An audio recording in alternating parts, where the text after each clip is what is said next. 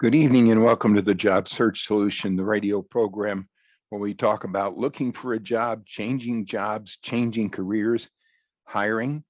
And as always, we begin with a prayer. Dear God, grant us thy peace and thy mercy, thy will be done. Always got to pray, always got to pray.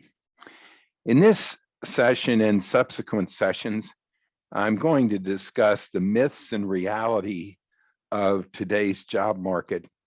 And if you're hiring or if you're looking for a job, these are some of the myths that are out there that are written by all kinds of theorists and philosophers and people that think they know what goes on in the marketplace because they've hired a couple people before or because they've changed jobs a couple of times. And if you as a job seeker or even as a hiring authority get and understand these myths, your life's going to be a whole lot easier.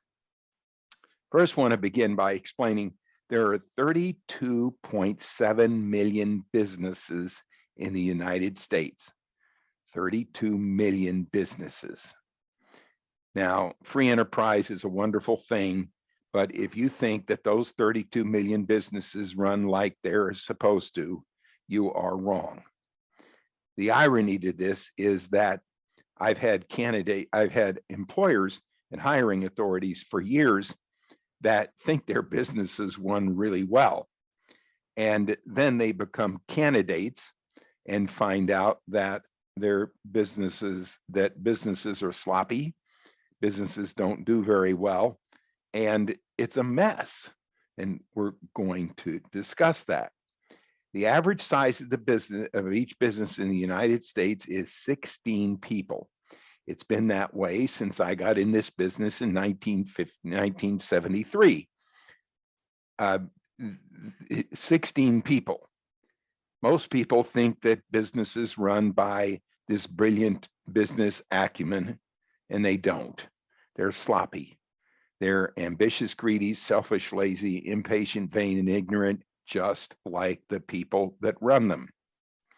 So if you have an idea of what goes on out there and how businesses really run and understand the myths that we're going to discuss, then you're going to have a better handle on what goes on in your job search or in your seeking an employee. The first myth is that companies are always proactive in finding good quality employees and will hire even if they don't need them immediately. I'm not going to tell you that everybody operates that people operate that way. They really don't. 99.99% of the businesses out there only hire people when they really need to. And at least 70% of the time only hire people when they absolutely have to. Now, why is that? Because really, hiring is not one of the highest qualifications that most professionals are asked about with their interviewing and in being hired in their present job. Accountants set up accounting companies. Engineers set up engineering companies. Salespeople set up sales organizations. Scientists set up scientific organizations. Have you ever seen in a job description, one of the first things that is mentioned must be able to hire and maintain good employees and be able to prove that they've done that before? Hiring is a very uncomfortable thing. You know, we talk about the fact that looking for a job is one of the most emotional things that people do, next to death of a spouse, death of a child, death of a parent, coupled with divorce. The fourth most emotional thing we do is look for a job. Well, my guess is the fifth most emotional thing we do is hire people. And most people don't like doing it. They really don't know how. They're not good at it. They're accountants, they're engineers, they're scientists, they're salespeople. They don't like to hire. They don't know how to do it very well. And they will, in most cases, postpone it for as long as they have to. Now, when they call us or talk to you, they'll act like they really got their act together and they really know what they're doing and that they are excellent at doing the interviewing and hiring process. They're not. It's sloppy. They run their business, like I said, ambitious, greedy, selfish, lazy, impatient, vain, and ignorant. And when it comes to hiring, that's the way it is. So if you think that these people with brilliant business acumen are out there looking for you as talent and looking for an opportunity to interview you, and they can't wait to hire you, you're wrong. Now they'll do it when they have to, and most businesses, that's the way they run.